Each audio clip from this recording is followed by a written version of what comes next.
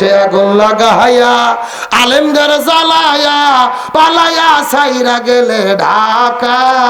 গণভবনটা এখন ফাঁকা বুবুরে গণভবনটা এখন ফাঁকা এ শূন্যস্থান পূরণ বোঝেন না জোরে গণভবনটা এখন দেশে আগুন লাগাইয়া আলেমদের জ্বালাইয়া পালাইয়া সাইরা গেলে ঢাকা গণভবনটা এখন ফাঁকা ডাইনি রে গণভবনটা এখন অধিকারের কথা বললে বলেছিলে রাজাকার জনগণ বুইঝা গেল তুমি বুবু স্বৈরাচার অধিকারের বললে কথা বলেছিলে রাজাকার জনগণ বুইঝা গেল তুমি বুবু স্বৈরাচার তোমার নেই তো শরম লাজ বুবু বড়ই সিটিং বাস তোমার নেই তো শরম লাজ বুবু বড়ই নাটকবাজ কাউয়া ডাকে না আর কাকা গণভবনটা এখন ফাঁকা বুবুরে গণভবনটা এখন এ সবাই গণভবনটা এখন গণভবনটা এখন খেলা হবে শামীম তো আর বলে না সংসদে মমতাজের বুকটা তো আর ফাটে না খেলা হবে খেলা কাউয়া তো আর বলে না সংসদে মমতাজের বুকটা তো আর ফাটে না পলকের ঝলক তো আর নাই বুবুর টাকলা মুরদ নাই পলকের ঝলক তো আর নাই মাহির টাকলা মুরদ নাই দিল্লিতে স্বামীর বাড়ি একা গণভবনটা এখন ফাঁকা বুবুরে গণভবনটা এখন গণভবনটা এখন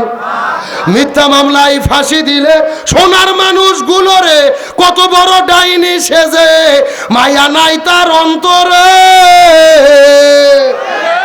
কোরআনের বাকি শহীদ আল্লামা দেলোয়ার হোসেন সাইদি মতিউর রহমান নিজামী আব্দুল কাদের মোল্লা সালাউদ্দিন কাদের শাখা চৌধুরী নিরপরাধ মানুষদেরকে হত্যা করে বিদায় করে দিয়েছে এদের কোনো অপরাধ ছিল না অপরাধ একটা তারা এই জমিনের ভেতরে ভারতের বিরুদ্ধে দাঁড়িয়ে কোরআন বিজয়ের আন্দোলন করেছিল মিথ্যা মামলায় ফাঁসি দিলে সোনার মানুষগুলোরে কত বড় ডাইনি সেজে মায়া নাই তার অন্তরে আদর্শে আদালত আছে ফাঁসির দড়িও আছে কবে পাবো বুবু তোমার দেখা অপেক্ষা করছে শুধু ঢাকা দেশে আগুন লাগাইয়া জনতারে জ্বালাইয়া পালাইয়া সাইরা গেলে ঢাকা গণভবনটা এখন ফাঁকা বুবুরে গণভবনটা এখন ফাঁকা আলোচনা কি চলবে কারা কারা চলবে দুটি হাত আল্লাহকে তুলে দেখায় লিল্লাহে তাকবীর আজকের মাহফিল চলছে চলবে বগুড়ার মাহফিল কুটুর বাড়ির মাহফিল